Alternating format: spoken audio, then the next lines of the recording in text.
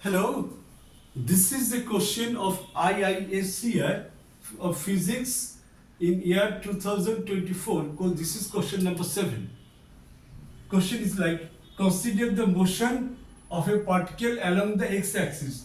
Position varies as x is a function of t is equal to sine square omega t into cos cube omega t, where omega is constant. What is the time period of motion? The 4 options are given. Right?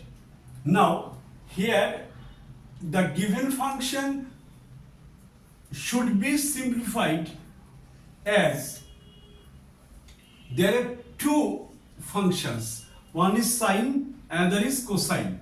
Right? So x of t, this could be written as, this is sine square omega t is written as function of t1, and this one is written as function of t2. Right? I have mentioned this and this.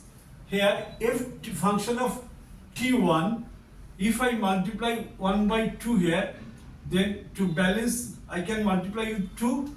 So this is written as half into 2 sine square omega t. From compound trigonometry we can simplify this one as this. Right? So time period of first function, that is f of t1, is t1. This is 2 pi by omega. The formula is 2 pi by omega. But here omega is 2 omega. I have put here 2 omega and I am getting the value of t1. That is time period of function of t1, pi by omega. Fine. Next, I am taking the second function. This is f of t2 is equal to cos omega t. This also could be rearranged as 1 by 4 into 4 cos cube omega t. This could be simplified by principle of compound trigonometry. This one gives cos 3 omega t plus 3 cos omega t. Now this is the sum of the 2 functions with time period.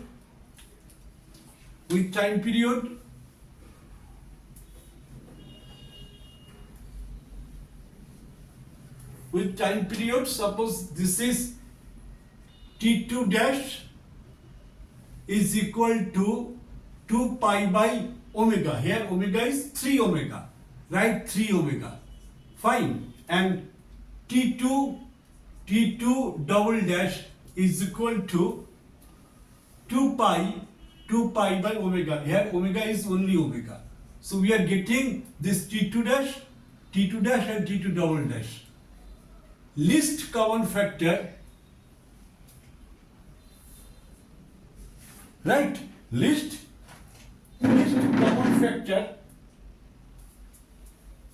common factor of t2 dash and t2 double dash, that is 2 pi by 3 omega and 2 pi by omega is 2 pi by omega. This is the least common factor. So here we can say that time period of these 2 combined function t2 is equal to 2 pi by omega.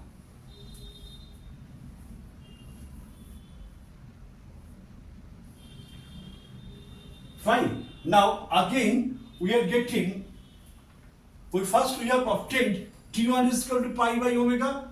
Now combination of t1 equal to pi by omega, t2 is equal to 2 pi by omega. So least common factor is here.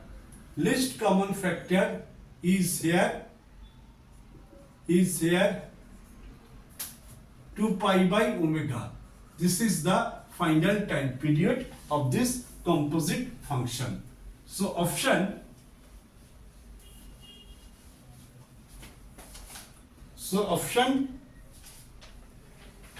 A will be the correct one.